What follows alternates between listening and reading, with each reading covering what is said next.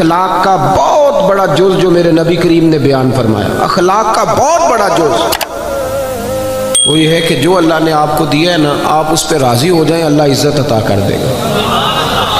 دو لفظوں میں نبی پاک علیہ السلام نے بات کو سمیٹا۔ ایک صحابی نے کہا تو حضور عزت کیا ہے؟ فرمایا جو رب نے تجھے دیا اس پہ راضی ہو جا تو عزت دار ہو جائے گا۔ عرض کی حضور ذلت کیا ہے؟ فرمایا لالچ نہ کرنا ورنہ ذلیل ہو جائے گا۔ یہاں اس قدر زیادہ لالچ ہے، اس قدر زیادہ لالچ کہ دین جو خالص جو دین اللہ رسول کو راضی کرنے کا نام تھا، آخرت کی فکر کرنے کا نام تھا، وہاں بھی دیہڑیاں لگتی، وہاں بھی معیار بن گیا ہے۔ میں کہا کرتا ہوں کہ اور بڑے کام تھے، دھوکہ دے کے بندہ اور کسی طریقے سے کمائی کر لیتا کہ اللہ رسول کا نام ہی رہ گیا تھا کمائی کرنے، اسی نام پہ اب کمائی کرنی تھی، اب یہی کام باقی رہ گیا۔ بھائی عزت دیکھیں نا، کچھ لوگ سمجھتے ہیں کپڑوں میں عزت ہے۔ وہ ایک درویش نے مثال لکھی ہے، اس نے کہا کہ ایک آدمی نے نا اپنے بہت سارے دوستوں کو اپنے بیٹے کے ولیمے کی دعوت پہ بلایا تھا۔ تو آپ کو پتہ ہے اب جب تک آپ نے کپڑے زبردست نہ پہنے ہوں تو تب بھی مارکیٹ میں کوئی ریٹ نہیں ہوتا، یہ بھی بہت بڑا معیار ہے۔ اب تو اس نے دعوت پکائی، سارے لوگوں کو بلایا، تو ایک دوست اس کا تھا بڑا مالدار، اس کی ورکشاپ تھی، تو وہ بیچارہ گھر نہیں گیا بلکہ ورکشاپ سے ہی ولیمے پہ آ گیا۔ تو کپڑے میلے کچالے تھے، تو وہ جو باہر کھڑا تھا نا باڈی گارڈ، اس نے کہا تو کدھر؟ اس نے کہا میرا بھی یار ہے، اس نے بلایا۔ اس نے کہا میرے مالک کے تو سارے تگڑے تگڑے یار ہیں، تیری طرح کا تو اس کا کوئی یار ہے ہی نہیں، تو تو چھٹی کر۔ اس نے کہا نہیں میرے پاس دعوت آئی تھی، یہ تو بس میں ورکشاپ سے آ گیا ہوں، گھر نہیں گیا۔ اس نے کہا نہیں میاں یہ کوئی معیار نہیں، تیری حالت ہی کوئی نہیں۔ آپ کو پتہ ہے نا آج کل بندے کی قدر نہیں، اس کی جیب کی قدر ہے۔ محفل میلاد میں بھی آپ 1.5 لاکھ روپے آپ کو اسٹیج پہ بٹھایا جائے گا۔ ہاں جس کے ہاتھوں میں نوٹوں کی دتی ہوتی ہے، سارے نعت خانوں کو اس کا نام یاد ہوتا ہے، اس کی نظر شیر بھی کیے جاتے ہیں۔ جس کے پاس پیسے نہیں ہوتے وہ تو بیچارہ پیچھے چھپ کے بیٹھا ہوتا ہے۔ اچھا اس کو تو عاشق رسول بھی کوئی نہیں مانتا، اب تو عشق بھی نوٹوں پہ بکنے لگا ہے کہ جتنے پیسے اونچے اچھالے گا اتنا بڑا عاشق رسول ہوگا۔ کیا تماشا عجیب بنا لیا لوگوں۔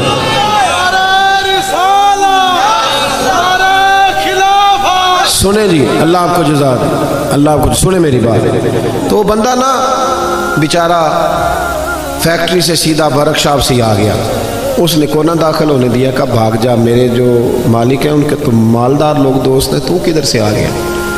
اس کو بڑا غصہ چڑھا، وہ گھر گیا، کاٹن کا سوٹ پہنا، اچکن شچکن پہنی، اچھی طرح تیاری کر کے آیا، تو اس نے گھسنے دیا۔ اس نے کہا نہیں اب ٹھیک ہے، آپ کا حق بنتا ہے۔ وہ جب اندر گیا تو اس نے ڈونگا منگایا سالن کا اور اپنے کپڑے سالن میں ڈبونے شروع کر دیے، کبھی ویسٹ کو ڈبوتا، کبھی کرتا ڈبوتا، کبھی بازو ڈبو۔ اس نے کہا یہ کیا کر رہے ہو؟ کہنے لگا میری دعوت تو نہیں، دعوت تو کپڑوں کی ہے، کیونکہ میں تو پہلے بھی آیا تھا، مجھے کسی نے گھسنے ہی نہیں دیا۔ یعنی معیار کپڑے بن گئے، معیار گاڑی بن گئی، یہ عزت ہے، یہ وقار ہے ہمارا، یہ وقار ہے۔ یعنی پیر صاحب کے آستانے میں بھی جس کے ہاتھوں میں شاپر زیادہ ہو اس کو ذرا آگے جگہ ملتی ہے، اور جو بیچارہ غریب ہو اس کو کہتے ہیں تو جمعرات والے دن سویرے 8 بجے آنا، اس دن ذرا میری نظر زیادہ سولی ہوتی ہے، تیرے اوپر کرم کی نظر ہوگی۔ یہ معیار ہے، یہ طریقہ ہے۔ لو سنو معیار کیا ہے۔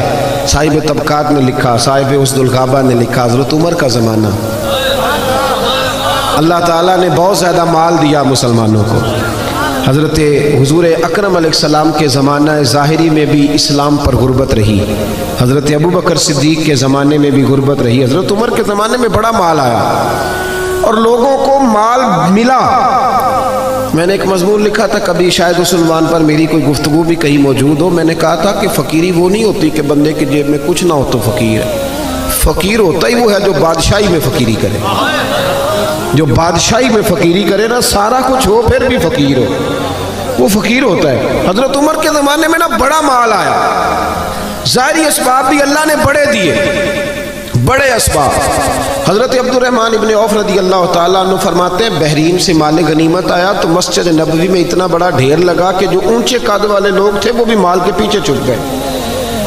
بدری صحابہ کو 50 ہزار دینار ملے۔ کتنے جی؟ اللہ تعالیٰ فضل فرمائے، 50 ہزار دینار، سمجھے کروڑوں روپیہ ملا۔ حضرت عمر کو بھی ملے، لیکن حضرت عمر کے صاحبزادے فرماتے ہیں کہ مسجد سے وہ نکلے اور گھر جانے تک انہوں نے 50,000 سارے غریبوں میں بانٹ دیا۔ صحابہ نے مسجد میں بیٹھ گئے، میری توجہ سے بات سننا، صحابہ مسجد میں بیٹھ گئے، کہنے لگے یار اتنے ملکوں کے وزیر آتے ہیں، سفیر آتے ہیں، پر عمر فاروق کی طامت وہی پھٹی ہوئی، کرتا وہی پیوند والا، عجیب آدمی ہے، اب تو اللہ نے آسانی بھی دی ہے، کرتا ہی بدل لے۔ سب کہنے لگے جی کہنا چاہیے، یہ تجویز آپ کی ٹھیک ہے، بالکل کہیں گے، میں بھی کہوں گا، آپ بھی کہیں گے۔ جب طے ہو گیا نا عمر کو کہنا ہے تو حضرت ابو دردہ بولے، کہنے لگے یہ تو ٹھیک ہے عمر کو کہنا ہے کرتا لے لو، پر یہ بتاؤ کہ اس شیر سے بات کس نے کرنی ہے؟ اس شیر سے اب تو لوگوں کی جیبیں الگ الگ ہے نا، 1000 والی جیب الگ ہے، 5000 والی الگ ہے، اب تو یہ معاملہ ہی ختم ہے نا کہ پیسے دینے ہیں کہ نہیں دینے۔ تو کہا کس نے کہنا حضرت عمر سے؟ تو صحابہ کہنے لگے کہ ایک بندہ ہمارے پاس ہے جو حضرت عمر سے بات کر سکتا ہے۔ کہا وہ کون؟ کہنے لگے مولا علی شیر خدا، حضرت علی۔ اور ان لوگوں کا آپس میں بڑا پیار تھا، شداء علی الکفار رحماء بینہم، کافروں پہ سخت تھے، آپس میں تو بڑے ہی رحم دل تھے، پیار تھا۔ اور جب قرآن کہتا ہے آپس میں رحم دل تھے تو پھر ہم قرآن کی مانیں گے، کسی غیر کی نہیں مانیں گے۔ تو قرآن نے کہہ دیا آپس میں رحم دل تھے تو پھر کسی اور سے ہمیں تفصیل لینے کی کوئی ضرورت نہیں ہے۔ حضرت علی سے کہا تو مولا علی شیر خدا کہنے لگے بات تمہاری ٹھیک ہے، کرتا عمر کو نیا پہننا چاہیے، میں بھی اسی حق میں ہوں، پر میرا وہ سجن ہے، میں اس کی طبیعت کو جانتا ہوں، مجھے پتہ ہے یہ بات میں بھی نہیں کر سکتا اس کے ساتھ، کیونکہ میں جانتا ہوں۔ تو جناب پھر کون کرے گا؟ تو حضرت عمر کہنے لگے ایک بندہ ہے، ایک شخصیت ہے، وہ کہیں گے تو عمر مان جائیں گے۔ کہ وہ کون؟ کہ ام المومنین سیدہ عائشہ صدیقہ رضی اللہ تعالی عنہا، وہ مومنوں کی ماں ہے، ہر ایک کے لیے قابل احترام ہے، وہ کہیں گی تو عمر مان دیں گے۔ جناب عمر کسی کی پرواہ نہیں کرتے تھے، کسرا کے بادشاہ نے وقت مانگا تو فرمایا جاؤ دوڑ جاؤ، ٹائم کوئی نہیں۔ لیکن سیدہ عائشہ کے پاس لوگوں نے جا کے کہا کہ یہ بات ہے، عمر کو کہنا کرتا نیا پہنے۔ جب جا کے کہا نا، اماں جی نے کہا عمر سے بات کر لیتے ہیں، بلاؤ نا ذرا عمر کو۔ حضرت عمر کو پیغام گیا تو دوڑے ہوئے آئے، پردے کے پیچھے اتحیات میں بیٹھ گئے، آنکھوں میں آنسو۔ اماں جی میں نے دیر تو نہیں کر دی؟ اماں جی میں نے کوئی حکم ماننے میں دیر تو نہیں کی؟ کہا نہیں وقت پہ آ گئے ہو۔ اماں جی کیا حکم تھا؟ جناب فاروق اعظم رضی اللہ تعالیٰ عنہ کے پوچھنے پر سیدہ فرمانے لگی اب تو کئی ملکوں کے وزیر سفیر آتے ہیں اور اللہ نے آسانی بھی دے دی ہے، تو عمر کرتا بدل ہی لے، سب لوگوں کی خواہش ہے۔ جب سیدہ نے کہا تو فرماتی ہے میں نے پوری بات عمر کو سمجھائی، پر قربان جاؤں فاروق اعظم رضی اللہ تعالیٰ سنتے رہے۔ جب میں خاموش ہوئی تو کہا اماں جی مجھے بھی اجازت ہے ایک جملہ کہنے کی؟ کہا عمر اجازت ہے۔ تو جناب عمر رو پڑے، کہنے لگے میرے لیے ضروری ہے آپ کی بات ماننا، آپ جیسے کہیں گی میں مان لوں گا، پر مجھے اسی طرح کے کرتے پہنائیے گا جس طرح کے میں رسول پاک کے دور میں پہنا کرتا، اور میں انہی طریقوں پہ چلنا چاہتا ہوں جن پہ ابو بکر صدیق چلے۔ اماں جی میں سمجھتا ہوں کہ میری عزت کرتے میں نہیں، میری عزت تو محمد عربی کی غلامی میں ہے، آپ مہربانی فرمائیں۔ کہتی ہیں وہ جناب عمر کی بات میرا کلیجہ چیر گئی اور میں نے رونا شروع کر دیا، میں رونے لگی اور میں نے کہا عمر آپ جائیے، بات صحابہ کی بھی ٹھیک تھی، پر جہاں آپ کھڑے ہیں نا سب سے بہترین کھڑے ہیں، آپ جائیے۔ میرے بھائی کپڑوں میں عزت رہ گئی، گاڑیوں میں عزت رہ گئی، دولتوں میں عزت رہ گئی، اور میرے بھائی دولت میں بڑی عزت ہوتی تو سب سے زیادہ دولت سیدہ فاطمہ الزہرا کے گھر میں پڑی ہوتی۔ اگر مال بڑا شاندار ہوتا نا، بڑا ضروری ہوتا، تو سب سے زیادہ امام حسن اور حسین کی تجوریوں میں ہوتا، لیکن میرے نبی نے تو ہاتھ اٹھا کے دعا مانگی کہ اللہ میرے اہل بیت کو ضرورت کے مطابق روزی دینا۔ حضور نے، آپ کہیں ثابت کریں کہ نبی کریم نے کہا یا اللہ میرے بچوں کو زیادہ مال دے؟ حضور نے تو کہا اللہ ضرورت کے مطابق دے، ضرورت کے مطابق۔ کتنے لوگ بیٹھے ہیں مجمع میں اور سب کا دعویٰ ہے کہ ہم بڑے غریب ہیں، بڑے مجبور ہیں، لیکن کسی کی بیٹی بھی اتنا کام نہیں کرتی کہ ہاتھوں پہ چھالے پڑ جائے، پر میرے مصطفیٰ کی بیٹی نے اتنا کام کیا ہے۔ سیدہ فاطمہ کے بارے میں صحیح بخاری میں ہے کہ حاضر ہو کے چھالے دکھائے، یا رسول اللہ کام کر کر کے چھالے پڑ گئے، اگر ایک غلام مل جائے تو کام کاج میں ہاتھ، یہ بھی حضور کا میلاد ہے، اسے بھی ذرا سمجھو۔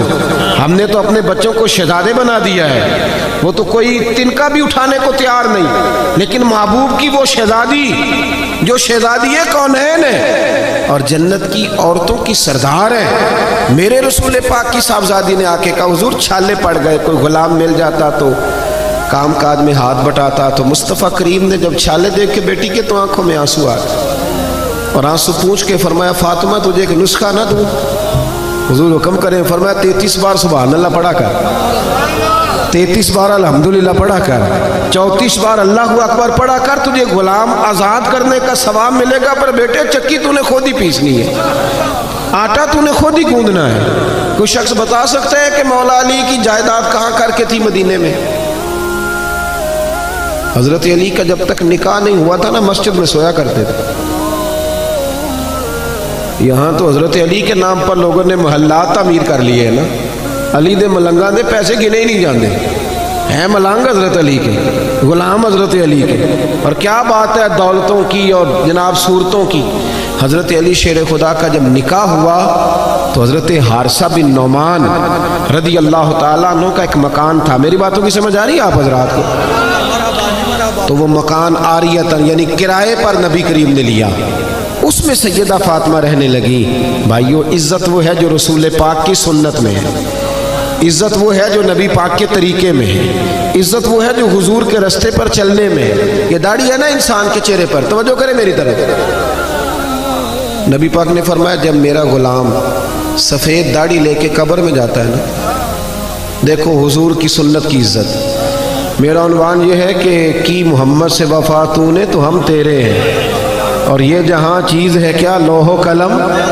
اس شعر کا مطلب پتہ کیا ہے؟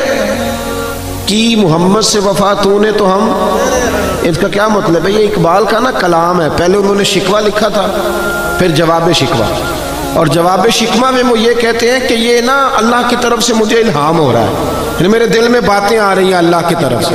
تو ان میں آخری بات گویا اقبال کہتے ہیں کہ عالم تصورات میں اللہ نے مجھ سے کہا ہے، عالم تصورات میں رب نے کہا ہے کی محمد سے وفا تو نے تو ہم تیرے۔ اللہ فرماتا ہے اگر محبوب کا غلام بنے گا تو پھر میں تجھ سے محبت کروں گا، یعنی وہی والی آیت جو میں نے پڑھی یحببکم اللہ، اور فرمایا یہ جہاں چیز ہے کیا۔ شعر ساری زندگی سنتے ہیں نا، سمجھتے نہیں نا جی۔ لوح و قلم، قلم سے نصیب لکھے جاتے ہیں، قلم سے لوح محفوظ پر نصیب لکھے جاتے ہیں۔ تو اللہ فرماتے ہیں اگر نبی پاک سے وفا کرو گے نا تو نصیب نہیں لکھوں گا، قلم ہی تمہیں دے دوں گا، جس طرح کا دل کرے اپنا نصیب لکھ لینا۔ لوح و قلم، میں تجھے قلم دے دوں گا نا تو اپنی مرضی سے لکھ لینا، تو لکھ لینا، رب تجھے عطا کر دے گا۔ یحببکم اللہ، اللہ خود تم سے محبت فرمائے گا، اللہ تم سے محبت کرے گا۔ یہ جو سفید داڑھی والا مومن قبر میں جاتا ہے نا، تو ترمذی کی حدیث ہے، نبی کریم نے فرمایا جب سفید داڑھی والا مومن قبر میں جاتا ہے تو اللہ فرشتوں سے فرماتا ہے اسے عذاب نہ دینا۔ یا اللہ کیوں؟ فرمایا دیکھتے نہیں میرے نبی کی سنت وہ بھی سفید لے کے آ گیا۔ تو جب حضور کے طریقے پہ ہم چلتے ہیں، نبی پاک کے وفادار ہوتے ہیں، پھر اللہ اعزاز دیتا ہے، اللہ شان دیتا ہے۔ اور جن لوگوں نے نبی کریم کی غلامی کی نا، انہیں بلایا نہیں گیا۔ یہ مت سمجھیے گا کہ ظاہری طور پر پیسے کوئی نہیں تھے تو ان کا حال ہی کوئی نہیں تھا، توجہ ہے نا میری بات پر۔ جن لوگوں نے پہلے قربانیاں دی نا، پہلے حضرت سیدہ خدیجہ الکبریٰ رضی اللہ تعالی عنہ۔ میں نا بڑی سادی باتیں کرنے کا قائل ہوں، مجھے تو یہی نہیں سمجھ آئی کہ آپ نے میرا انتخاب کیسے کر لیا۔ میں آپ کے پرانے خطباء کے اشتہار پہ نام دیکھ رہا تھا تو میں کہہ رہا تھا کہ وہ کہاں اور میں کہاں۔ اتنے پرجوش تقریریں سننے کے بعد آپ نے اتنا ٹھنڈا آدمی بلا لیا ہے جو نہ یہ کہہ سکتا ہے کہ ہاتھ کھڑے کرو، نہ یہ کہہ سکتا ہے کہ نعرہ لگاؤ، نہ یہ طبیعت ہے کہ سبحان اللہ کہو، یہ مزاج ہی نہیں۔ تو میری تو بات وہ بندے سمجھتے ہیں جو بالکل بیچارے چپ کر کے مجھے دیکھتے نہیں اور میں انہیں دیکھتا ہوں، مجھے تو ان کی سمجھ آتی ہے۔ باہر کیف اللہ تعالیٰ خیر کرے، کچھ خواہش ہے میری کہ میں آپ سے بات کر سکوں۔ میں پریشان تھا یہاں، جو میں ماحول دیکھ رہا تھا نا، میں سوچ رہا تھا کہ میں کیسے بات کروں گا، اتنا سادہ آدمی۔ لیکن نا کچھ لوگ شعلہ بیان ہوتے ہیں، کچھ پیدل چلنے والے ہوتے ہیں، تو وہ شعلہ بیانوں میں جب کوئی پیدل چلنے والا آتا ہے تو اس بیچارے کو کئی جگہ پہ نا روڑے بھی تنگ کرتے ہیں۔ آپ تھوڑی سی میرے ساتھ محبت فرمائیں، میں نے لمبی بات نہیں کرنی، لیکن جتنی کرنی ہے انشاءاللہ وہ آپ کر کے جانی ہے۔ آج ہو گیا ہو وہ آپ کر کے جانی ہے، آپ میری بات پہ غور کریں۔ حضرت خدیجہ الکبریٰ نے نا نبی پاک سے بڑی محبت کی، بڑی غلامی کی۔ جب شہرت ہوتی ہے تو یار بڑے ہوتے ہیں، اور جب انسان غربتوں میں، پریشانیوں میں، مجبوریوں میں گھرا ہوتا ہے تو پوچھنے والا بھی کوئی نہیں ہوتا۔ وہ تیری آنکھ ہو یا سنگ ملامت کی چبھن، کون پہنچا ہے میرے درد کی گہرائی تک۔ دور شہرت میں تو یاروں نے کیا یاد بہت، ساتھ آیا نہ کوئی کوچہ رسوائی تک۔ اور ایک درویش ہوئے کشمیر کے میاں محمد بخش صاحب، وہ فرمایا کرتے تھے ساری عمر ہی آٹا گد ہے، لکھاں کیتے نہیں پیڑے، تو جدوں وقت آیا ہی محمد بخشا کوئی نہیں ہو بیٹھا نیڑے۔ غریبی کے دنوں میں لوگ قریب، کوئی بندہ نہیں قریب آتا۔ حضرت خدیجہ اس وقت حضور کی بارگاہ میں آئیں جب دین پر غربت تھی، اور عام بی بی نہیں تھی، مکے کی ملکہ تھی۔ ملکہ سارا زمانہ جن کی غلامی کرتا ہے، وہ حضور کی بارگاہ میں آئیں۔ اور سنگیو دیکھو، جب وفا کا رشتہ ہوتا ہے اس کا رنگ تھوڑا الگ ہوتا ہے۔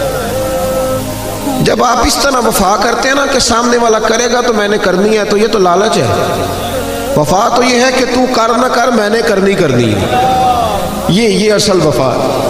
حضرت خدیجہ آئیں حضور کی بارگاہ میں تو اتنا مال تھا، فرماتی ہیں 20 نوکرانیاں تھیں میرے گھر میں کام کرنے والی۔ اور پھر بخاری مسلم میں موجود ہے کہ ایک وقت وہ بھی آیا کہ سیدہ خدیجہ الکبریٰ خود کھانا پکا کے نکلی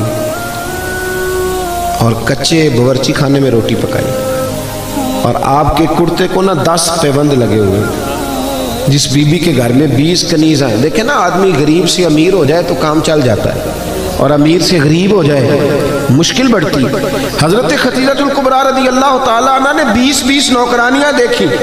پھر حال یہ ہوا کہ اماں جی کے اپنے کپڑوں پر پیوند لگا ہوا ہے، اور جناب سیدہ خدیجہ الکبریٰ جب باورچی خانے سے کھانا لے کے حضور کی بارگاہ تک پہنچی نا، یہ پیغام میرا بیٹیوں کو، بہنوں کو دینا جا کے کہ جب بی بی خاوند کے لیے کھانا پکا کے نکلتی ہے تو رب اس بات کو پسند کتنا کرتا ہے، اس کو صرف دنیا نہ سمجھنا، اس کا درجہ کیا ہے۔ حضرت خدیجہ جب نکلی اور حضور کی بارگاہ تک آئی تو نبی کریم نے فرمایا خدیجہ تیرے آنے سے پہلے جبریل آ گئے، اور وہ آ کے عرض کر رہے ہیں یا رسول اللہ، رب فرماتا ہے خدیجہ کھانا لے کے آ رہی ہے، اور جب وہ کھانا لے کے آ جائے نا تو خدیجہ کو اس کے رب کا سلام دے دیجئے گا۔ اتنا ہے۔ پھر حضرت خدیجہ نے وصال فرمایا، اور دکھوں کا ماحول تھا جب وہ دنیا سے گئی۔ حضرت عائشہ صدیقہ کہتی ہیں جس کو میں نے نبی کریم کو ہر روز یاد کرتے دیکھا نا، وہ سیدہ خدیجہ تھی۔ ہر وقت حضور یاد کرتے، اٹھتے بیٹھتے ذکر کرتے۔ ایک دن اللہ کے محبوب گھر میں گوشت لائے، یہ لفظ امام یوسف صالحی نے لکھے۔ حضور گھر میں گوشت لائے، سیدہ عائشہ کو دیا، فرمایا عائشہ یہ گوشت پکاؤ۔ جناب عائشہ کہتے ہیں گوشت صاف کرنے لگی تو حضور نے فرمایا شوربہ ذرا زیادہ کرنا۔ میں نے کہا حضور کیوں، مہمانوں نے آنا ہے؟ تو حضور فرمانے لگے نہیں، مجھے پتہ چلا ہے مدینے میں خدیجہ کی کچھ سہیلیاں آئی ہیں، ان کو بھی تھوڑا گوشت بھیجنا ہے، تو ذرا زیادہ شوربہ کرنا۔ جناب عائشہ صدیقہ کہتی ہیں ہمیشہ حضور ذکر کرتے تھے، تو آج میں نے کہا ایک بات کر نہ دوں؟ کہتی ہیں نظر میری نیچے تھی، میں نے کہا حضور اللہ نے آپ کو جوان اور خوبصورت بیویاں دی ہیں، وہ تو عمر میں 15 سال بڑی تھی، اور حضور رنگ بھی اتنا گورا نہیں تھا، تو جوان اور خوبصورت بیویاں ملی ہیں، پر آپ تو سیدہ خدیجہ کا ذکر ہر وقت کرتے رہتے ہیں، ہر وقت۔ جناب عائشہ کہتی ہیں میں نے جملہ کہا تو حضور خاموش ہو گئے۔ اب میں ڈری، میں نظر نہیں اٹھاتی کہ خدا خیر کرے۔ کہتی ہیں اچانک میری نظر اٹھی تو میں نے دیکھا مصطفیٰ کریم کی آنکھوں میں آنسو اور جلال۔ فرمایا عائشہ تو سکھوں کے وقت آئی ہے، حفصہ، میمونہ اور سودا یہ سکھوں کے وقت آئی ہیں۔ اور فرمایا عائشہ خدیجہ تو میرے دکھوں کی ساتھی تھی، اس نے تو میرے ساتھ غربتیں بتائی تھیں، لوگ مجھے روڑے مارتے تھے، پریشان کرتے تھے، میں لوگوں کا ستایا ہوا جب گھر آتا تھا نا تو اس پاک باز اور وفادار کے ایک ہاتھ میں دودھ کا پیالہ ہوتا تھا، ایک ہاتھ میں کھجوریں ہوتی تھی، کھجور کھلا کے دودھ پلا کے کہتی تھی محبوبہ غم نہ کرنا، اللہ بڑی عزتیں عطا فرمائے، یعنی کی محمد سے وفا تو نے تو ہم تیرے ہیں، یہ جہاں چیز ہے کیا لوح قلم۔ میرے بھائی یاد رکھیں دین نا ہمیشہ یہ ہمارے بعض لوگ نا پریشان ہو جاتے ہیں، اور کئی دفعہ جب میں کسی کو دیکھتا ہوں نا، میں ایک دارالعلوم کے سالانہ جلسے میں گیا تھا، تو میرے ہی ایک سنگی ہیں تو بڑے عجیب شکوے کر رہے تھے، لوگ عزت نہیں کرتے. تو میں نے کہا کوئی فرض ہے لوگ تیری عزت کریں؟ لوگ علماء کی عزت نہیں کرتے. میں نے کہا میرے خیال میں تو بہت ہی زیادہ کرتے، اور اگر کوئی نہیں بھی کرتا کسی وجہ سے تو وہ منت تھوڑی کرنی ہے کہ ہماری عزت کرو. عزت نہ مانگ کے لی جاتی ہے نہ چھین کے لی جاتی ہے. اور کچھ ضروری ہے قوم عزت کرے؟ عالم کی یہ عزت کم ہے کہ نبی کریم علیہ السلام نے فرمایا جب مومن طالب علم گھر سے پڑھنے کے لیے نکلتا ہے نا، ابھی نکلا ہے، پڑھا نہیں، مدرسے نہیں گیا، ابھی گھر سے نکلتا ہے، اللہ کے معصوم فرشتے اس کے پیروں کے نیچے اپنے پر بچھا دیتے ہیں. لیکن پروں کو دیکھ کے اتنے راضی نہیں نہ ہوتے، راضی تبھی ہوتے ہیں جب گلے میں نوٹوں کا ہار پڑے. یہ کوئی ضروری ہے کہ اسی چکر میں پڑے رہنا؟ آپ اس طرح بھی تو توجہ کریں نا، تھوڑا نیچے بھی جھکے. بھائی معیار دین جو ہے نا، دین جھوٹ موٹ کا بھی کوئی دین پہ عمل کرنے لگ جائے تو اس کی بھی موجیں لگ جاتی. اللہ کرے آپ کو سمجھ آئے. یہ جھوٹ موٹ کے جو لوگ ہیں وہ بھی پجاروں میں نہیں گھومتے. یہ جو اللہ خیر کرے عاشق رسول نعت خواں میں ملے ہوئے ہیں، جو عشاء پڑھ کے آتے ہیں اور فجر سے پہلے پہلے واپس چلے جاتے ہیں، کوئی پتہ نہیں کیا ماحول ہے. ساری زندگی ہو گئی حضور سے عشق کرتے پر داڑھی نصیب نہیں ہوئی. یعنی کس قسم کا عشق ہے؟ جو عشق تو ہے اور سنت نہیں رسول اللہ کی. یہ ساری زندگی بیت گئی اور نصیب نہیں ہوئی. اب تو خیر پیر بھی بہت سارے مارکیٹ میں آ گئے. مولوی صاحب کی تھوڑی سی چھوٹی ہو تو ان کے پیچھے نماز نہیں ہوتی، تو پیر کی چھوٹی ہو تو بیعت ہو جاتی ہے. لیکن ہمارا معیار ہے نا جی، مولوی صاحب کی مسجد سے چھٹی ہو جاتی ہے، پیر صاحب کو کون نکال سکتا ہے گدی نشینی؟ ضرورت ہے کسی کی؟ اب تو پیروں کے بچوں کو لوگ شہزادے کہنے لگے ہیں. تو میں نے کہا اس کے ابے کو بادشاہ کہا کریں پھر، کیونکہ شہزادے تو بادشاہوں کے ہوتے ہیں. عجیب معیار بن گیا نا، اس کو بدلیں. فقیری اور چیز کا نام، فقیری تو رسول اللہ کی غلامی کا نام ہے. اورنگزیب عالمگیر کے بارے میں اعلیٰ حضرت فاضل بریلوی رحمۃ اللہ لکھا ہے کہ اورنگزیب عالمگیر ایک دن بیٹھے تھے تو ایک بہروپی آ گیا. آ کے کہنے لگا بادشاہ میں روپ بدل کے دکھاؤں گا، اگر آپ مجھے نہ پہچان سکے تو میں آپ سے انعام لوں گا. اورنگزیب کہنے لگے کہ میں کوئی ایسے ویسے ہی حکمران ہوں. ہمارے پاکستان کے حکمران تو کہتے ہیں مجھے تو سویرے پتہ چلا ہے کہ ملک میں کیا ہو رہا ہے. ہندی سویرے آنکھ کھلی ہے تو پتہ چلا ہے. نہ ادھر ادھر کی تو بات کر، یہ بتا کہ قافلہ کیوں لٹا؟ مجھے راہزنوں سے غرض نہیں، تیری راہبری کا سوال ہے. کہتا جی مجھے سویرے پتہ چلا ہے. تو اتنا نابینا تھا تو تجھے آنے کی کیا ضرورت تھی؟ ہوش کرنا بھائی، اب تو حکمران ہے، تو خیال کر، معیار کو سمجھ. اورنگزیب سے بہروپیہ کہنے لگا روپ بدل کے دکھاؤں گا، اگر آپ نہ پہچان سکے تو انعام لوں گا. تو بادشاہ کہنے لگا تو زور لگا لے جتنا ہے، ایسا کوئی بہروپیہ ہے ہی نہیں جو مجھے دھوکہ دے سکے. ملا جیون کے شاگرد تھے نا اورنگزیب عالمگیر، صاحب تفسیرات احمدیہ کے. تو بادشاہ نے نا ایک دن کوئی ٹیچر بھرتی کرنے تھے تو وہ بھی آ گیا بڑی ساری ٹوپی پہن کے، جس طرح جناح کیپ نہیں ہوتی آج کل، تو بڑی ساری ٹوپی پہن کے نا تو وہ بھی پہنچ گیا. ہاتھ میں چھڑی پکڑی ہے اور ویسٹ کو ٹچ کر بڑا اچھا تیار ہو کے آیا. بادشاہ سب ٹیچروں کے انٹرویو کر رہے تھے. جب اس کی باری آئی نا تو بادشاہ نے 10 روپے دیے. کہنے لگا یہ تیرا آنے جانے کا کرایہ ہے، میں نے تجھے پہچان لیا ہے، چل دوڑ جا. اس نے کہا بھی تو واقعی بڑا سیاح ہے. کچھ دنوں کے بعد نا بادشاہ نے کہا کہ میں نے سپاہی بھرتی کرنے، تو یہ بھی آ گیا. کو 2-3 مہینے کے بعد مونچھیں ذرا بڑی کر لی اور بال تھوڑے بڑھا لیے، سمجھنے کو اینک وینک لگا لی، روح بدل کے آیا. بادشاہ کے سامنے بہت سارے لوگ کھڑے ہوئے. جب اس کی باری آئی تو بادشاہ نے 10 روپے دیے. کہا میاں جا کوئی اور چکر چلا کے آ. بادشاہ جب سفر پہ جایا کرتے تو فقیر آیا کرتے تھے مانگنے والے. 2-4 مہینے کے بعد بادشاہ نکلا سیر کے لیے جانا تھا تو فقیر آ گئے. اس نے بھی نا منہ پہ سیاہی مال لی، کپڑے پھاڑ لیے، ہاتھوں میں کاسا لے لیا. بادشاہ نے باقیوں کو 5-5 دیے، اس کی باری آئی تو 10 دیے. کہا میاں یہ تیرا کرایہ آنے جانے کا، میں نے تجھے پہچان لی. اعلیٰ حضرت رحمۃ اللہ لکھا ہے اس کو. 2 سال بیت گئے بہروپیے کو روپ بدلتے، لیکن جب بھی وہ روپ بدل کے آتا بادشاہ پہچان لیتا. ایک دن بادشاہ جہاد کے لیے جا رہا تھا ہندوؤں کے ساتھ، ایک ریاست سے ٹکرانا تھا. ہزاروں کا لشکر اس کے ساتھ فوج کا، گرمی بڑی سخت تھی، بادشاہ ایک گلی سے گزر رہا تھا، ایک روڈ سے گزر رہا تھا، اس نے دیکھا کہ ایک بہت پہاڑی ہے، اوپر لوگ چڑھ بھی رہے ہیں اتر بھی رہے ہیں، تو اس کے دل میں خیال آیا کہ ادھر کیا ہے؟ ایک آدمی سے پوچھا یہاں کیا ہے؟ اس نے کہا جی وہاں نا اوپر ایک درویش بابا بیٹھے ہیں، لوگ اس سے دم کراتے ہیں، دعا کراتے ہیں، اللہ اللہ کراتے ہیں، نیک آدمی ہے۔ تو پرانے سارے لوگ اللہ والوں کو ماننے والے ہوتے تھے۔ بادشاہ کہنے لگا میں بھی اچھے کام جا رہا ہوں، چلو میں بھی دعا کرا رہا ہوں۔ اب بادشاہ لوگ نازک مزاج ہوتے ہیں، آپ کو پتہ ہے، بڑی مشکل سے پہاڑی پہ چڑھا، اوپر گیا تو لائن لگی ہوئی تھی، کہا میں اورنگزیب، اس نے کہا جی ہمارا بابا امیر غریب کا فرق نہیں کرتا، ملنا ہے تو لائن میں لگ جاؤ۔ اورنگزیب لائن میں لگ گیا، 50 آدمی تھے، تھک گیا، دھوپ بڑی سخت تھی، نمبر آیا، اتحیات کی حالت میں بابا جی کے پاس بیٹھا، ہاتھ چومے، کہا حضور میں جہاد کے لیے جا رہا ہوں۔ بابا جی نے دعا کی، اچھا جبہ پہنا ہے، داڑھی رکھی ہے، پگڑی باندھی ہے، دعا کی، نصیحتیں فرمائی، اور پھر فرمایا آخر پہ کہ اگر تو جیت گیا تو تکبر نہ کرنا، ہار گیا تو مایوس نہ ہونا، یہ نصیحت کی۔ اورنگزیب کہتے ہیں کہ میں نے چند سکے نہ بطور نذرانہ کے بابا جی کے مسلح کے نیچے رکھے، اور جب میں الٹے قدم اترنے لگا تو بابا جی رومال جھاڑ کے کھڑے ہو گئے، کہنے لگے آج نہیں پہچانا تو نے، کوئی نہیں سمجھ آئی آپ کو، کہنے لگے آج نہیں پہچانا، آج تو نہیں نہ پہچانا، رکھ میرا انعام بنتا ہے، رکھ ادھر۔ بادشاہ کہنے لگا اللہ تیرا بھلا کرے، تو نے تو تھکا دیا، کہاں چڑھا ہوں کہاں رکا ہوں، پسینہ پیروں تک آ گیا ہے، پر چلو بات بن گئی، تو نے بھائی کمال کر دیا، اورنگزیب کو دھوکہ دیا۔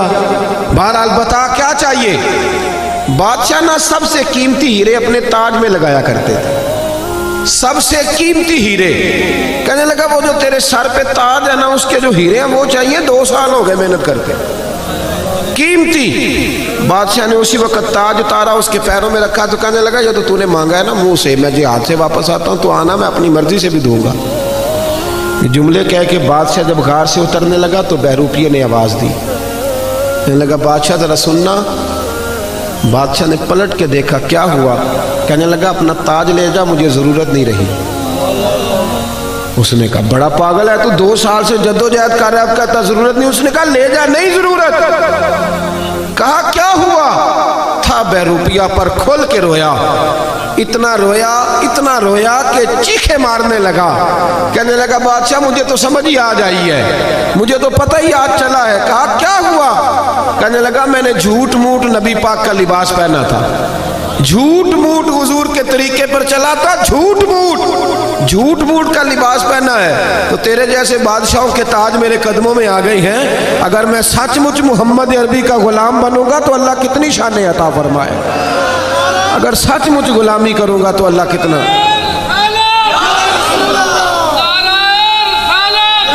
بھائی یہاں تو جنہوں نے جھوٹ موٹ نام لیے ان کی موجیں لگ گئی، تو جو سچ مچ کریں گے بتائیے اللہ کتنی شانیں عطا فرمائے۔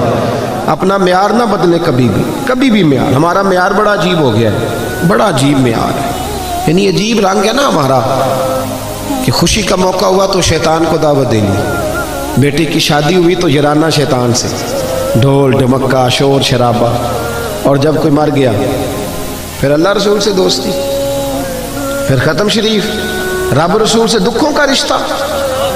جب تجھے شوق آئے اور تیرے اوپر نعمت ہو تو پھر تو غیروں کو دعوت دے، یا تو کرنا جرت، پھر کول والے دن بھی بینڈ باجا بجا تیرا پتہ چلے، پھر ایک طرح کا معیار کر، دنیا تک نہ میں نے دنیا رکھنی ہے جی، میرے لوگ کیا کہیں گے، تو لوگ تو کسی کو اچھا کہتے ہی نہیں، پھر کیا تو ساری دنیا داری کر کے ٹھیک ہو گیا ہے؟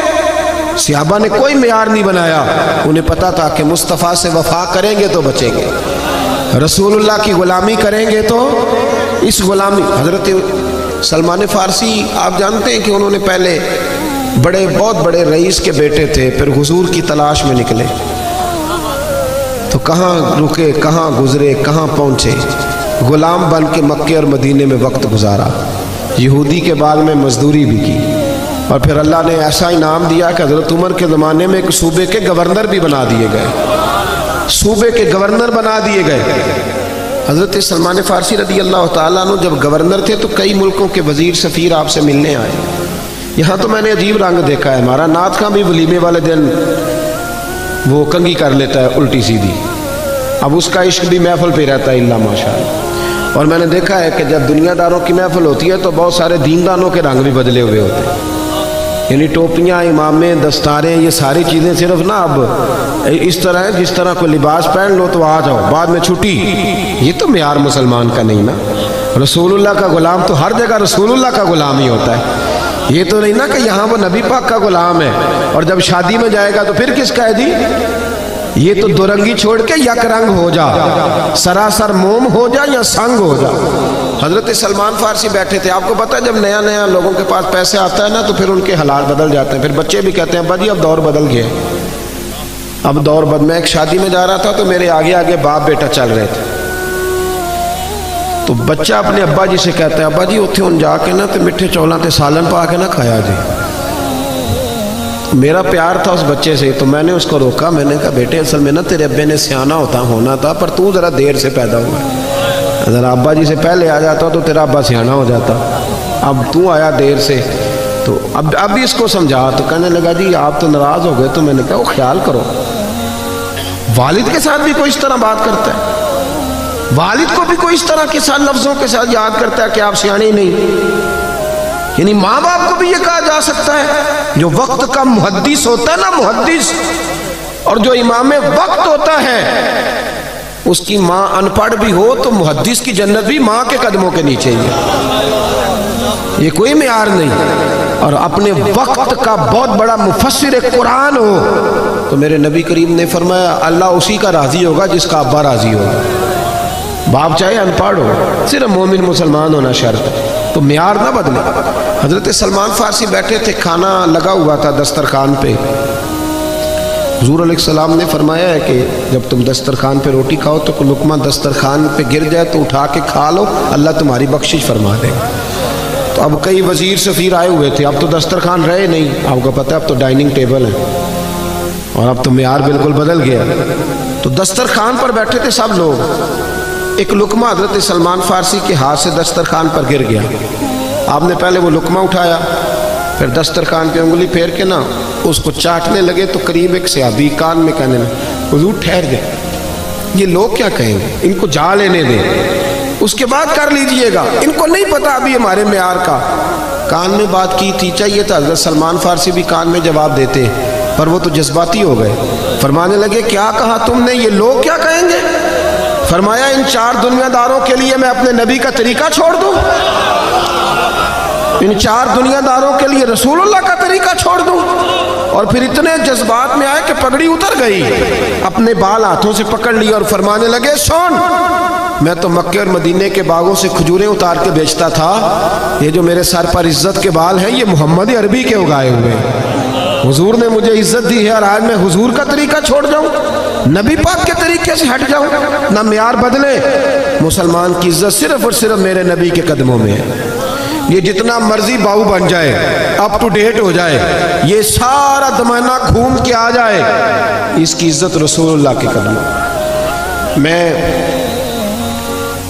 मुल्क से बाहर गया तो आपको पता है हमारे जो बाहर लोग हैं तो वो बड़ा बड़ा रंग दिखाते हैं, वो पक्की सड़कें देख के परेशान हो जाते हैं कि इनकी सड़कें बड़ी पक्की हैं। तो मुझे भी उन्होंने बड़े बड़े ठंडे ठंडे शहर दिखाए, बड़ा कुछ हुआ, मुझे बहुत सारे वहाँ के शहर देखने का मौका मुयस्सर आया। तो वापसी पे जो मेरे मेज़बान थे वो मुझे कहने लगे आपको हमारा मुल्क कैसा लगा।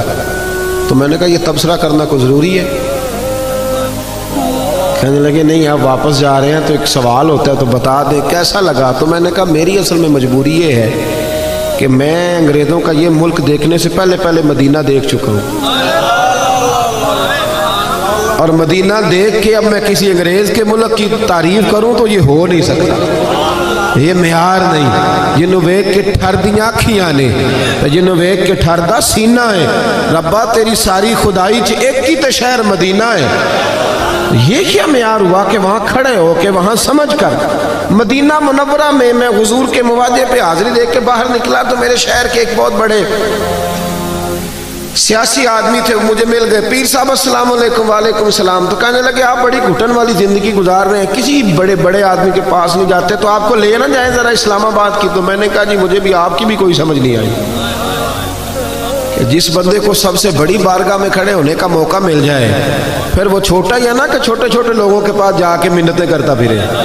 کہنے لگا کیا مطلب؟ میں نے کہا مجھے تو حضور نے اپنے مواجہ اقدس پہ کھڑا کر لیا ہے. اب میں وڈیروں کے سامنے جاؤں؟ اب میں دنیا داروں کے سامنے جاؤں؟ اب میں ان کی طرف دیکھوں؟ یہ معیار نہیں مسلمان کا. خوددار بن کے جئیں گے، اس لیے کہ ہماری عزت نہ دولت سے نہ شہرت سے، عزت تو رسول اللہ کے قدموں سے. حضرت عمر فاروق کے پوتے تھے حضرت سالم بن عبداللہ بن عمر، طواف کعبہ کر رہے تھے. مکے کا گورنر آ گیا عبد الملک بن مروان.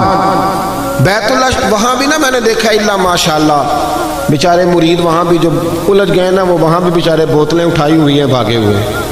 میرا بھی ایک مرید ہے بڑی دور رہتا ہے مکے سے، مجھے فون کیا کہنے لگا پیر صاحب ناراض نہ ہونا میں بڑی دور ہوں آ نہیں سکتا.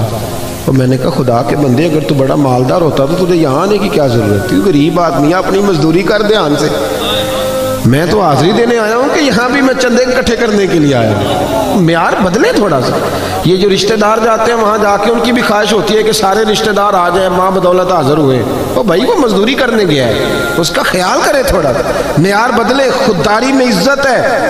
یہ جو لوگ سارے ڈھونڈتے پھرتے ہیں نا کہ میری پھپھی مہربان ہو جائے امریکہ والی تو میں بچ جاؤں گا، اور میرا ماموں لندن والا نظر کرم کرے تو میں بچ جاؤں گا. کوئی سیاست دان رہے بزدل لوگ ہیں، یہ کمزور ہیں، چھوٹے دل کے ہیں. جو تگڑے لوگ ہوتے ہیں وہ سہارے ڈھونڈا نہیں کرتے، وہ سہارا بنا کرتے ہیں. جو باوقار لوگ ہوتے ہیں. حضرت سالم بن عبداللہ طواف کعبہ کر رہے تھے تو آپ کو پتہ ہے جب 7 چکر پورے ہوتے ہیں تو بندہ بیت اللہ کے سامنے ہوتا ہے. تو کعبہ شریف کے بالکل سامنے کھڑے تھے تو خلیفہ آ گیا. آ کے کہنے لگا السلام علیکم. فرمایا وعلیکم السلام. کہنے لگا جی میں مکے کا گورنر ہوں، کو حکم ہو تو بتائیے گا. تو حضرت سالم بن عبداللہ فرمانے لگے تو بڑا ہی بیوقوف ہے بھائی، کس نے تجھے گورنر بنا دیا؟ کہنے لگا حضور کیا ہوا؟ فرمایا بڑا پاگل ہے تو. کہا حضور حکم کریں. فرمانے لگے بیت اللہ شریف میں آ کے خانہ کعبہ کے سامنے کھڑے ہو کے بھی میں دنیا داروں سے مانگوں گا، یہاں کے بھی. آپ کو پتا اللہ حضرت نے لکھا ہے کہ کسی فقیر کو مسجد میں 1 روپیہ دو تو باہر نکل کے کفارے کے طور پر 70 روپے دو. یعنی یہ مسجد میں بھی آ کے بندوں سے مانگتا ہے.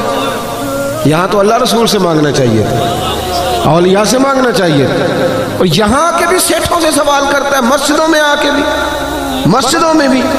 وہ خطیب صاحب کہتے ہیں جی میں نبی پاک کے نام کا کھاتا ہوں، اور پہلے کہتے ہیں 25,000 جمع کراؤ پھر چلوں گا. بھئی تو حضور کے نام کا کھاتا ہے تو نبی پاک تو تجھے گھر میں بیٹھے بیٹھے بھی دے دے گے. یہ کیا معیار ہے؟ کہتا ہے جی میں نے حاضری لگوانی ہے نبی پاک کی بارگاہ میں. تو میں نے کہا گھر بیٹھ کے نعت پڑھ لے، وہاں بھی حاضری لگ جاتی. حضور تو ہر جگہ حاضر و ناظر ہیں، دیکھتے ہیں. معیار بدلے، سمجھے. حضرت سالم ابن عبداللہ فرمانے لگے اللہ کے گھر میں آ کے بیت اللہ کے سامنے کھڑے ہو کے بھی سیٹھ اور نوابوں سے مانگوں گا، یہاں آ کے بھی. تو وہ ڈر گیا. کہنے لگا پہلی دفعہ کسی فقیر سے پالا پڑا تھا، میرے پیروں تک پسینہ نکل گیا. یہ تو مرد ملا ہے. کہتے ہیں میں نہ وہاں سے باہر نکلا جیسے آج کل لوگ باب عبدالعزیز سے یا باب فہد سے باہر نکلتے ہیں. کہتے میں باہر نکلا تو حضرت سالم بن عبداللہ بھی باہر آئے. تو میں نے کہا حضور اب تو بیت اللہ نہیں، اب تو باہر آ گئے مسجد الحرام سے، اب بھی کوئی حکم ہو تو بتا دے. فرماتے ہیں مسکرانے لگے. کہنے لگے اگر تو نہیں جان چھوڑتا تو چل بتا تجھ سے دین مانگوں کہ دنیا مانگوں؟ کیا مانگوں، دین کے دنیا؟ کہنے لگا حضور میں تو دنیا دار ہوں، دنیا ہی دے سکتا ہوں، دیندار تو آپ ہیں. جناب سالم بن عبداللہ مسکرائے اور اس کے کندھے پر تھپکی دی. فرمانے لگے جا پھر اپنا کام کر، دنیا تو میں نے اس سے کبھی نہیں مانگی جس نے دنیا بنائی ہے، اس سے کبھی سوال دنیا کا نہیں کیا، اس سے بھی اس کے محبوب کی غلامی مانگی. جا اپنا کام کر، تجھ سے میں دنیا مانگوں گا تو مجھے دنیا دے گا، جا اپنا کام کر. خودداری جو ہوتی ہے نا خودداری. وہ ایک شاعر بیٹھا تھا تو کوئی آدمی اس کے 5 روپے ہاتھ میں تھما گیا. بیچارہ آپ کو پتہ ہے کئی شاعروں کی حالت بھی طرز کھانے والی ہوتی، لیکن بندہ بڑا قیمتی تھا.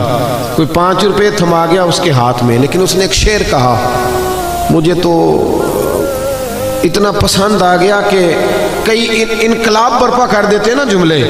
انقلاب برپا کر گیا. وہ 5 روپے کو سیٹ پکڑا گیا تو اس نے آواز ادھر آ بھائی، ادھر آ. وہ بندہ واپس آیا. اس نے کہا یہ 5 روپے کیوں دیے؟ کہنے لگے تو غریب ہے، تجھے ضرورت ہوگی. وہ کہنے لگا ضرورت ہوگی تو میں اللہ سے مانگوں گا، اللہ کے رسول سے مانگوں گا، اپنے مرشد سے مانگوں گا. सेठों नवाबों से मांगो, उठा। और शेर कहा तो कलम तोड़ दिए। कहने लगा ये आरज़ुए करम और मैं आपसे करूं, ये आरज़ुए करम और मैं आपसे करूं, ये भीख उसको दीजिए जिसका खुदा ना हो, ये भीख उसको दीजिए जिसका खुदा ना हो। मैं तो खुदा वाला हूं और मोहम्मद मुस्तफ़ा वाला हूं, मुझे तो बड़ा कुछ मिलता है, ये ले जाओ। किसी और गर्दन को झुका देता है खैरात का पत्थर, जहां में मांगने वालों के सर कभी ऊंचे नहीं होते। पुराने बादशाह जो होते थे ना, इनको बड़ा शौक होता था तारीफें कराने का, इनको बड़ा शौक होता था। और मैं बस मजमून समेटने की तरफ आ रहा हूँ, बात समेट रहा हूँ। ये बड़ा शौक होता था बादशाहों का तारीफें कराने का। आज भी आपको पता ना बड़ा शौक होता है। ये हमारे स्टेजों पे भी ये हाल होता है कि जिसकी ड्यूटी होती है ऐलान करने की, वो ऐसे ऐसे लक़ब कह देता है कि वो जिसके लिए कह रहा होता है वो भी सोचता है कि इसका तर्जुमा क्या है जो इसने कह दिया है, यानी इसका माना क्या था, पर ड्यूटी लगी हुई है कह देते हैं। यानी लक़ब के बीच में बंदा ढूंढना मुश्किल हो जाता है, तो क्या कुछ कह गया। और अगर उससे पूछें कि तुझे पता है, लेकिन नहीं मैं इश्तिहार तो पढ़े ऐसा। जी फलसफा है भाई, आप सादी सी बात करें, लोगों को क्या पता बेचारों को कि ये खतीब पाकिस्तान का तर्जुमा क्या है और मुकर्रर जी शान का माना कहाँ से ढूंढना है। सादा सा नाम लिखें। मैं तो मिन्नत करता रहता हूँ दोस्तों की कि इश्तिहारों पे तस्वीरें भी ना लगाया करो, कोई ज़रूरत नहीं है इसकी। अल्लाह ताला तौफीक देने वाला है। हुस्न हमेशा सादगी में होता है। ये जो रियाकारी होती है ये तो अदाकारी होती है। तो अदाकारी आप कितनी देर करेंगे? अदाकारी करके बंदा थक जाता है। नॉर्मल ज़िंदगी में मज़ा है, इन चक्करों में ना पड़े, इससे बाहर आए। जो नॉर्मल ज़िंदगी है उसमें रहे, सादे। हमारे बुज़ुर्गों ने कोई मुलम्मा साजी नहीं की, पर अल्लाह ने उन्हें बड़ी शान अता फरमाई। आप सारे वकाबिरीन को देख लें। फरज़क शायर गुजरा है अहले अरब का, तो वो बड़े ज़बरदस्त कसीदे लिखता था, बड़े ज़बरदस्त कसीदे लिखता था। तो बादशाह उसे इनाम देते थे। आज भी आप यकीन करें बड़े इनाम मिलते हैं कसीदे। जो कसीदे अच्छे पढ़े उसको वजारत अच्छी मिलती है, पता है ना आपको। जो अच्छे कसीदे पढ़ने वाला हो ना, अच्छे बूट पॉलिश करे, वो अच्छा वजीर बनता है। बाकी जो कसीदे नहीं पढ़ेगा पीछे रह जाएगा। तो दरबारी लोगों को हमेशा लोगों ने नवाजा, तो बड़े कसीदे पढ़ता था।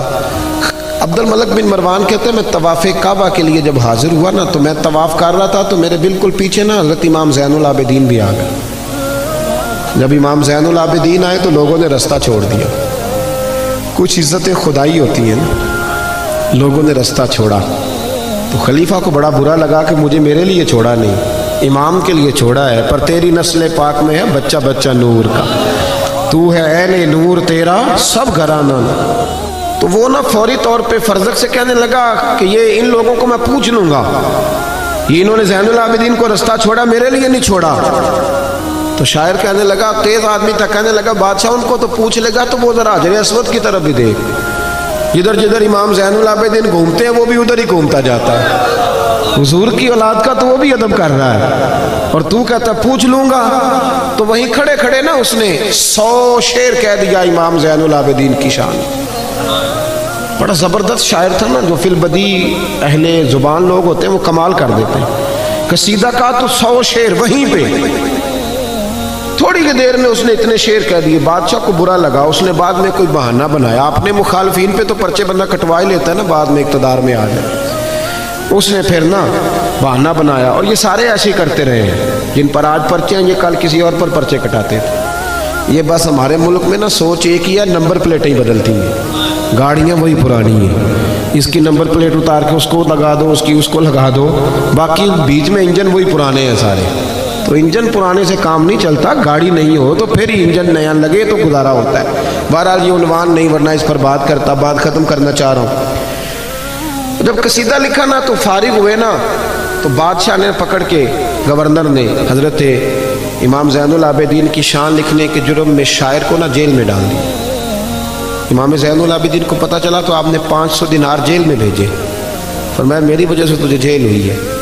तो उसने भी फिर कमाल कर दिया, जवाब लिखा, कहने लगा हुज़ूर सारी ज़िंदगी जो कसीदे लिखे हैं ना वो दौलत के लिए लिखे, और अल्लाह की इज़्ज़त की कसम आपका जो कसीदा लिखा है वो मोहम्मद अरबी की रज़ा के लिए लिखा है। یہ پیسوں کے لیے نہیں لکھا، یہ پیسے واپس رکھ لیں اس لیے کہ اگر میں مصطفیٰ سے وفا کروں گا نا تو پھر رب میرا مجھ سے بڑی ہی محبت فرمائے گا۔